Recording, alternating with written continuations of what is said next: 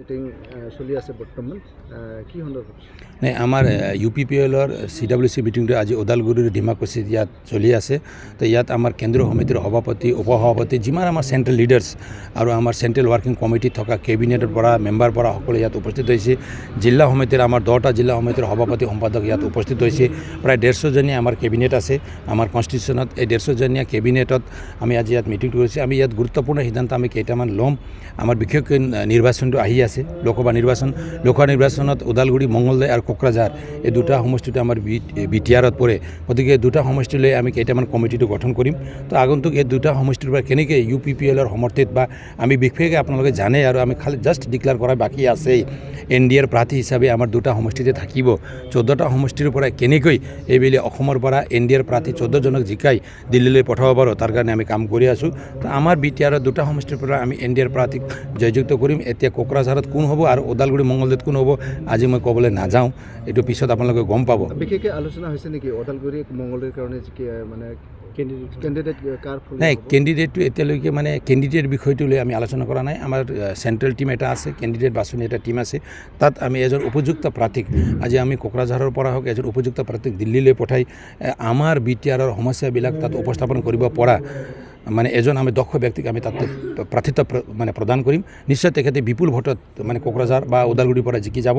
আমি তেখেতক জিকাই লৈ যে আমি নিজেই বিটিআৰ বাসী হিচাপে আমি মানে ভাল এজন ব্যক্তিক জিকাই লৈছোঁ বুলি আমি তেতিয়া আমি গম পাম আজিলৈকে আমি কোনো তেনেকৈ অমুকক দিম বা অমুকক দিম XYZ কাকো আমি নাম লোৱা নাই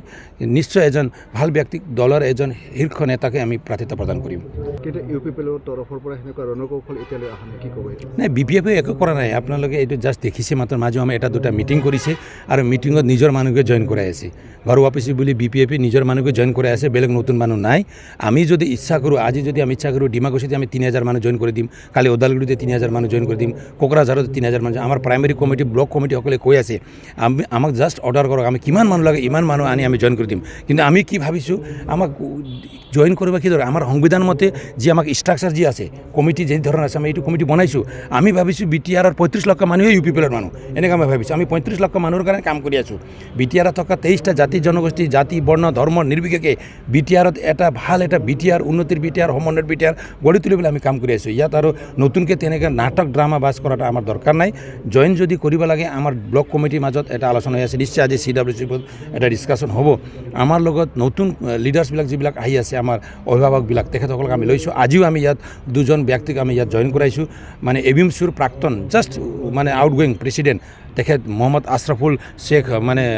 ডাঙৰীয়াক আমি ইয়াত ৱেলকাম কৰাইছোঁ তেখেতক আমি চেণ্ট্ৰেল এক্সিকিউটিভ মেম্বাৰ হিচাপে তেখেতক আমি ঘোষণা কৰিছোঁ নিখিল বড়ো ছাত্ৰ সংস্থা চিৰাং জিলাত কাম কৰি বহুত বছৰ কাম কৰি আমাৰ এজন থেবাৰচন বসুমতাৰী ডাঙৰীয়াক আমি ইয়াত ৱেলকাম কৰিছোঁ তেনেকৈ বহুত লিডাৰ্ছবিলাক আমাৰ লগত আহি আছে পাব্লিকটো আজি আমি বিচাৰিলে ধেৰ পাব্লিক ওলাই আহিব আপোনালোকে দেখিছে যিমান আমি পাব্লিক গেডাৰিং কৰিছোঁ প্ৰত্যেক গেডাৰিঙত আমাৰ মানে লাখ লাখ মানুহ ইয়াত মানে সমাগম হৈ আছে গতিকে এই ক্ষেত্ৰত আমি একো ক'বলৈ নাযাওঁ হাগ্ৰামাৰ এইটো নাটক ড্ৰামা তেখেতে কি কৰিব কি নকৰিব তেখেতৰ কথা আজি তেখেতে কিন্তু এটা মানে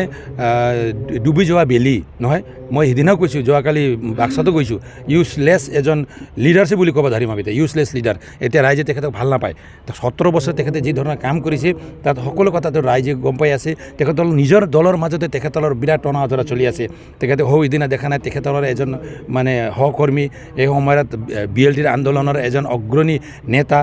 বিটিআৰৰ এজন তেখেত বহুত মানে ইণ্টেলেকচুৱেল নহয় এটা জাতিৰ কাৰণে বড়োলেণ্ড আন্দোলনতো তেখেতে ভাল ৰোল কৰা এজন ব্যক্তি আমাৰ প্ৰাক্তন অসমৰ 2-3বাৰ কেবিনেট মন্ত্ৰী হোৱা BDCৰ ডেপুটি চিফ হোৱা তেখেতে চন্দন বৰ্মা ডাঙৰীয়াক তেখেতে চিনি নাপাওঁ বুলি অলৰেডি ডিক্লেয়াৰ কৰি দিছে গতিকে তেখেতৰ নিজৰ দলৰ মাজত কি হৈ আছে এইটো আমি অনুমান কৰিব পৰা যায় গতিকে আৰু BPFটো আৰু নাই BPFে XYZ জনকে কেণ্ডিডেট দিয়ক আমাৰ তাত ক'ব লগা নাই আৰু BPFে কি কয় কি নকয় এইটো আমাৰ কাণ দিয়া দৰকাৰ নাই আমি UPPL দলে বিটিআৰ বাকীসকলৰ কাৰণে কি কাম কৰিম আৰু আগন্তুক দিনত দেশৰ প্ৰধানমন্ত্ৰী হিচাপে নৰেন্দ্ৰ মোদী ডাঙৰীয়াক কেনেকৈ আকৌ আমি বনাব পাৰিম তাৰ কাৰণে আমি কাম কৰি আছোঁ আজি দেখিছোঁ ওদালগুৰিত আমি গম পাইছোঁ তামোলপুৰৰ নাওকটা তেখেতসকলৰ CWC জ্বলে তেখেতে এটা পলিটিকেল পাৰ্টি ছিষ্টেমকে তেখেতে কৰি থাকিব আমাৰ তাত ক'ব লাগে একো নাই মানুহটো আজি তাত আছে কালি তাত থাকিব পৰহি তাত থাকিব কিন্তু আমাৰ ভিজনটো কি হ'ল আমাৰ জনসাধাৰণৰ উদ্দেশ্যে আমি কি কাম কৰি আছোঁ আমাৰ ভিজনটো ক্লিয়াৰ আছে আমাৰ বিটিআৰ ৰেকৰ্ডটো হ'ল পিছ ৰেকৰ্ড এইটো বিটিআৰ ৰেকৰ্ড মানে আপুনি খালি বিটিআৰ ৰেকৰ্ড বুলি ভাবিলে নহ'ব এইটো এটা শান্তি ৰেকৰ্ড এই শান্তিটো আমি কেনেকৈ বজাই ৰাখিব পাৰোঁ পাৰ্মানেণ্ট এটা পিচটো কেনেকৈ ইষ্টাব্লিছ কৰিব পাৰোঁ তাৰ কাৰণে কাম কৰি আছোঁ হাগ্ৰামাৰ দিনত যিমান মানে জাতি জনগোষ্ঠীৰ মাজত এটা ভুল বুজাবুজি হৈছে এই ভুল বুজাবুজি আকৌ ইয়াত আৰু নহয় ইয়াতে বড়ো হোক বা আদাৰ্ছ কমিউনিটি যিমান আছে সকলোৰে মাজত কেনেকৈ এটা সমন্বয়টো আমি গঢ়ি তুলিব পাৰোঁ তাৰ কাৰণে আমি কাম কৰি আছোঁ ইয়াত আৰু মানে হাগ্ৰাম মহিলাৰ নিচিনা কোনোবা টাৰ্গেট কৰি কোনোবা কি কৰি আমি এইবিলাক ক'বলৈ নাযাওঁ আমাৰ কথাটো হ'ল UPPL দলে BTRৰ বাসিন্দা সকলোকে লৈ BTRক আগুৱাই লৈ যোৱাৰ কাৰণে এটা ভিজন বনাইছে প্ৰমোদ বড়ো ডাঙৰীয়া আমাৰ নেতা প্ৰমোদ বড়ো ডাঙৰীয়াই BTRৰ মানে জাতি ধৰ্ম বৰ্ণ নিৰ্বিশেষে প্ৰায় 23টা জাতি জনগোষ্ঠীক সাঙুৰি লৈ এটা নতুন BTRৰ মানে আৰম্ভ কৰিছে এই নতুন BTRটো আমি কেনেকৈ বনাব পাৰোঁ আৰু BTRৰ পৰা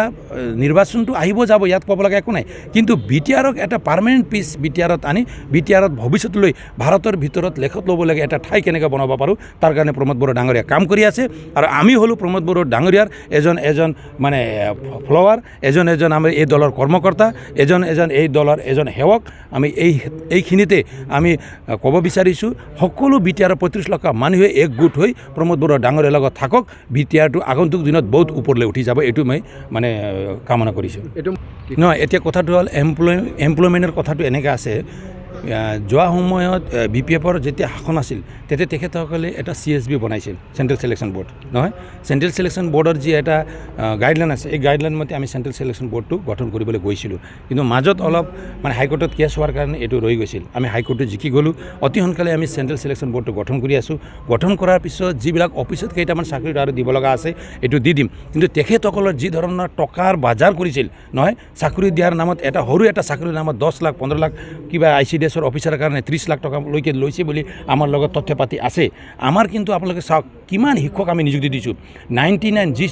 টকালৈকে লৈছে বুলি আমাৰ লগত তথ্য পাতি আছে আমাৰ কিন্তু আপোনালোকে চাওক কিমান শিক্ষক আমি নিযুক্তি দিছোঁ 99ৰ শিক্ষক বুলি ক'লে আজি 1999ত যিসকলে এপইণ্টমেণ্ট পাইছিল কিন্তু তেখেতসকলে আজিলৈকে বঞ্চিত হৈছিল 17 বছৰ শাসন 17 ইয়াৰ্ছ শাসন কৰা হাগ্ৰাম মহিলাৰী ডাঙৰীয়াই এখেতসকলৰ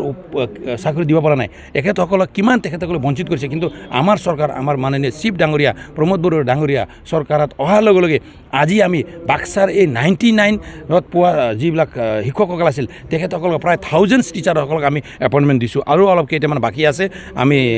SIT এপ্ৰুভ অহাৰ লগে লগে এইটো আমি দিম শিক্ষক ছাবজেক্ট টিচাৰ দিছোঁ আমি টেট উত্তীৰ্ণ কৰা আমাৰ ল'ৰা ছোৱালীসকলক ছাবজেক্ট টিচাৰ দিছোঁ আমাৰ শিক্ষিত যুৱা চামক আমি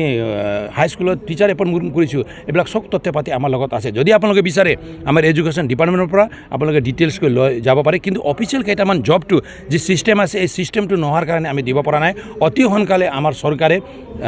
অফিচিয়েল যিবিলাক জব আছে CSB হোৱাৰ লগে লগে এইটো চাৰ্কুলাৰ দি এইটো দিয়াৰ কাৰণে চেষ্টা কৰিম